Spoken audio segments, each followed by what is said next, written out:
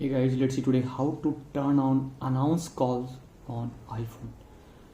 So guys, in order to turn on announce call on iPhone, it just is very simple. Just to go to settings, and now from the settings page, just try to find phone.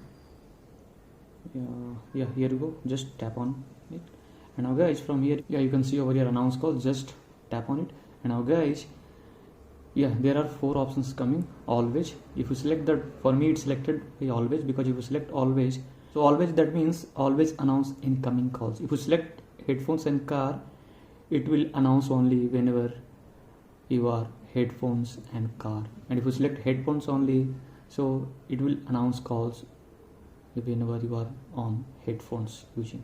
Never means they never announce calls, so better go with always. So guys, this way you can turn on announce calls on iPhone on the latest iOS version. So guys, thanks for watching my video. Please do like, subscribe my channel. Thank you.